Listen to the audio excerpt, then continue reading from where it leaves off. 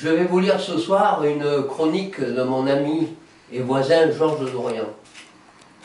Le titre « Un extraterrestre à Cuba ». Ce fut à La Havane, Cuba, quand Alfred Heres se réveilla ce matin-là, il sentit qu'une chose inhabituelle allait se produire. Il vivait chez son épouse, Martine. Il l'avait choisie avec soin.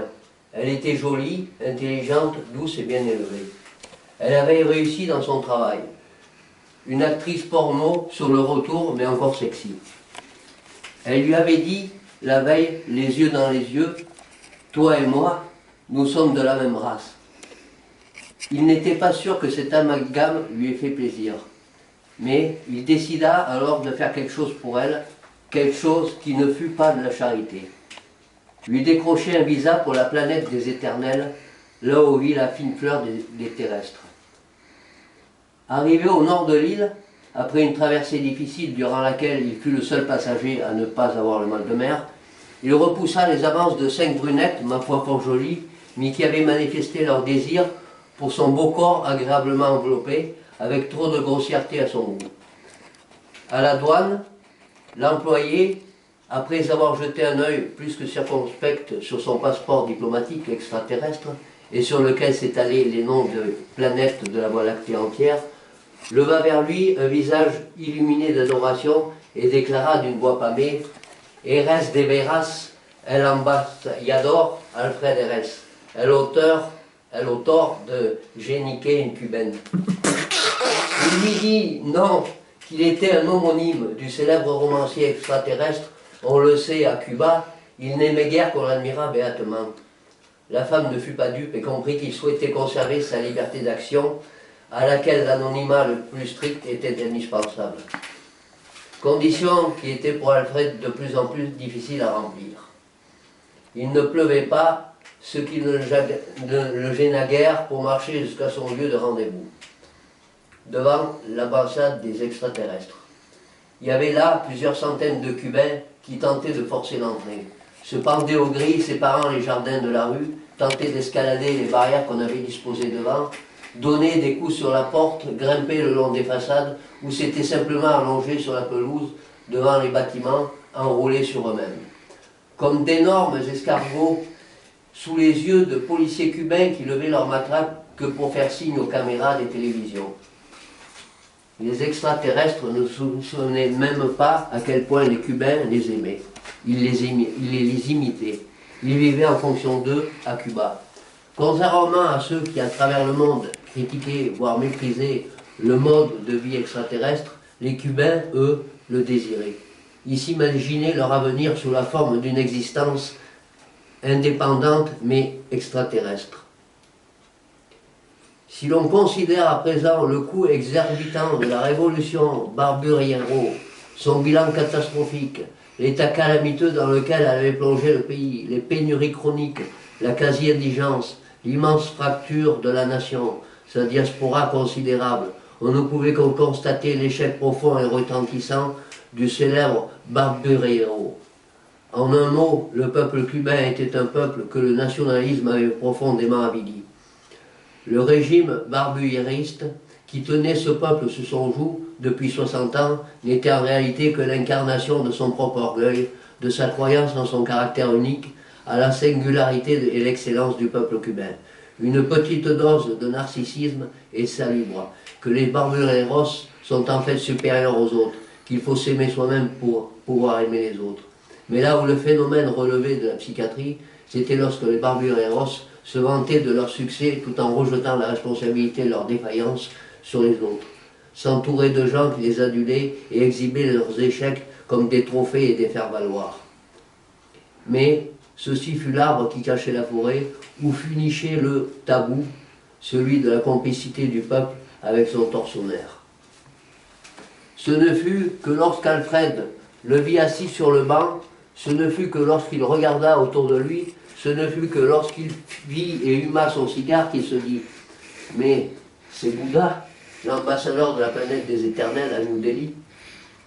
Alfred appréciait sa ponctualité sans faille, signe que l'homme, quoi qu'on puisse penser de sa religion, et on verra qu'il était loin de n'en penser que du bien, était fréquentable. Il était là, portait une djellaba moulante rouge, avait un long fume-cigare aux lèvres, le pied sur le pare-choc d'un ovni de couleur violet volé à l'un des Barbureros. Il souffrait en permanence depuis un accident de soucoupe volante et par conséquent, il sifflait une bouteille de rhum par jour pour amadouer ses douleurs. Entre chaque lampée, il mâchonnait des morceaux d'écorce de citron pour éviter que son oncle Lucifer ne sente son haleine. À Cuba, un homme qui savait s'habiller était aussi duveteux qu'un oisillon tombé du nid.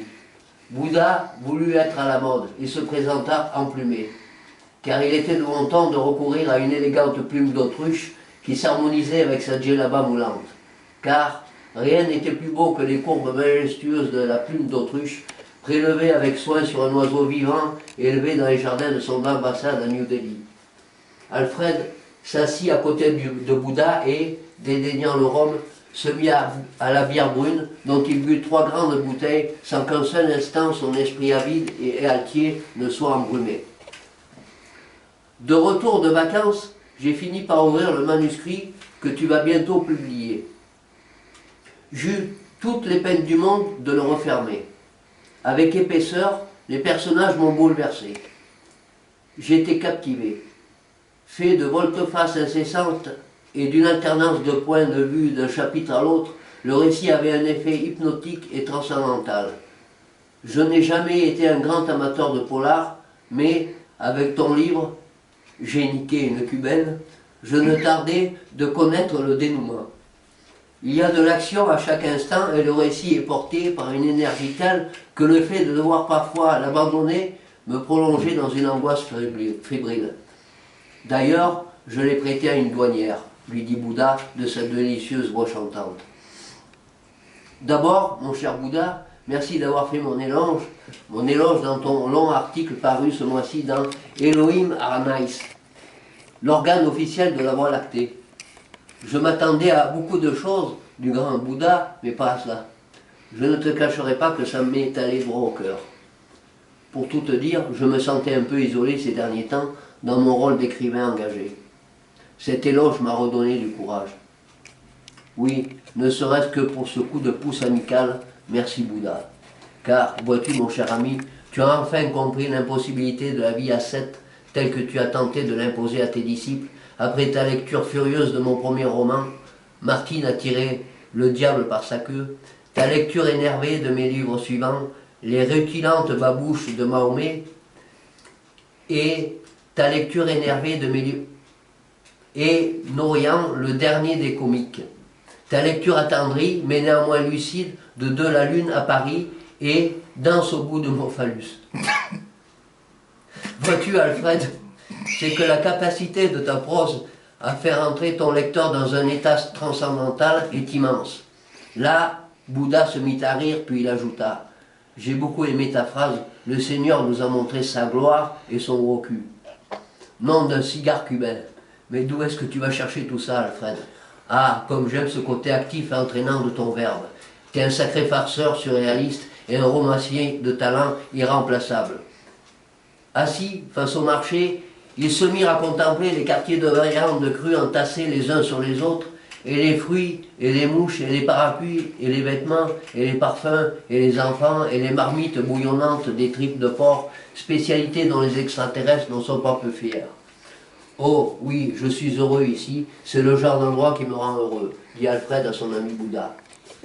Il leur semblant que tout fut brumeux et nacré autour d'eux, avec des présences multiples et indistinctes, parmi lesquelles cependant se dessinait assez nettement la seule figure d'un homme dans les 50 ans. Il était assis sur un Mustang Appaloosa, coiffé d'un chapeau mou avec cordon remplaçant le ruban. Son cou était trop long, comme si on en avait tiré dessus. Il distribuait des bouteilles de vin aux passants en disant « Buvez, ceci est mon sang ». Perché sur son épaule gauche, il y avait un roquet au cou déplumé, qui n'avait pas l'air très intelligent. L'oiseau harangua soudain le cheval. Son langage déploya dans les airs une protestation humide. « Oui, c'est ce type, demanda Alfred, au sujet de l'homme au chapeau mou. Ah, lui, c'est Alan. Les meilleurs crus au monde sont nés dans ses vignes, répondit amusant de l'étonnement d'Alfred. Alfred tourna la tête à gauche, il vit une magnifique affiche aux couleurs rutilantes de l'écrivain valentinois Georges Norian, couvrant la façade de l'est de l'ambassade. À la seconde même où Alfred vit cette immense affiche, il sut que le futur de ce romancier serait remarquable. Ce que les deux ambassadeurs aimèrent le plus, rester immobiles à regarder le soleil qui devenait rouge avant de plonger dans la mer avec une lenteur majestueuse. Là-dessus, la maman d'Alfred cria « Réveille-toi, Fredo, tu vas arriver tard au travail ». Dur le réveil. Il commençait à apprécier son nouveau titre, ambassadeur des extraterrestres à Cuba. Bravo! Bravo! Bravo!